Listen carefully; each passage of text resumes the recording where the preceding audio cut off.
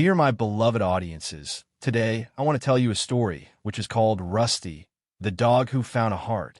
On the edge of a small town in Arizona, just where the desert met the dusty road, lived a stray dog with a rust-colored coat and tired eyes.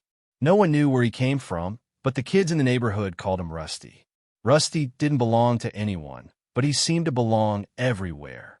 He wandered from gas stations to backyards, from the grocery store dumpster to the edge of the schoolyard. He never stayed in one place for too long and never let anyone get too close. People left scraps out for him, bits of sandwich, bowls of water, the occasional leftover burger. He would take them gratefully, but he always kept his distance. Eyes alert, body ready to run, until he met Lena.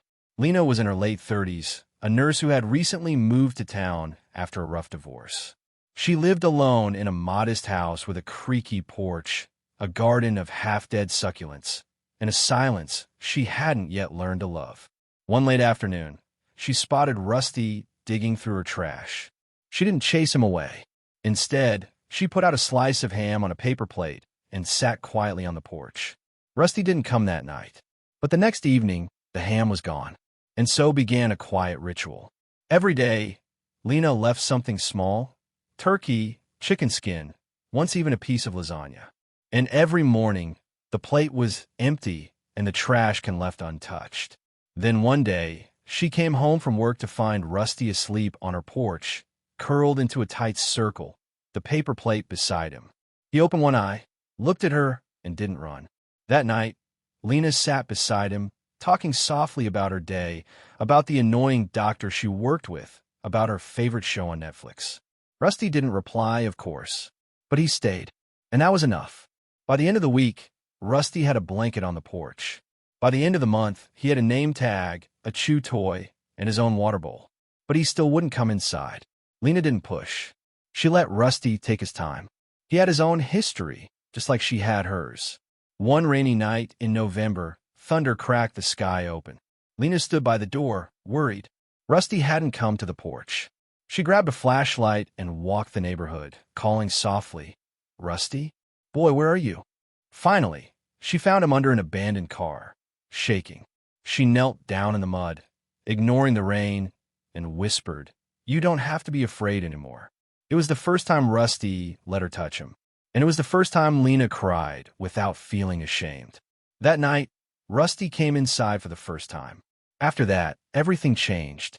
Rusty slept at the foot of her bed, followed her around the house, and waited by the door every day until she came home. They walked together in the mornings, watched sunsets from the porch in the evenings, and on Sundays, they both took long naps on the couch.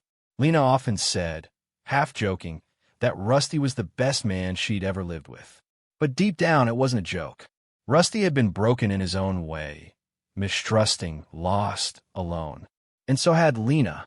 But together, they had found something better, a home built not just with bricks or walls, but with patience, kindness, and quiet love.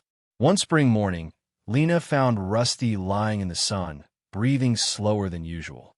He was older now, his face grayer, his legs stiffer, but she hadn't realized how old. She lay beside him on the grass, her hand on his chest. "It's okay," she whispered. "You don't have to be strong anymore." Rusty let out a soft sigh, rested his head on her arm, and closed his eyes. The whole town seemed to feel his passing. The mailman, the kids at the school, even the man at the gas station asked about him. Lena buried Rusty in her backyard, under a mesquite tree where he used to chase shadows. She planted wildflowers over his grave and built a small wooden sign. He was lost, then he was loved. And though her house was quiet again, Lena didn't feel alone anymore, because Rusty had taught her that love doesn't always arrive in the ways we expect. Sometimes it comes with muddy paws, a gentle nudge, and the patience to wait until you're ready. And that's the kind of love that never really goes away. If you like this video, please leave a like and a subscribe. It will really help our channel grow. But if you don't like it, then just skip it, and don't forget to check out our other videos. Thank you very much and goodbye.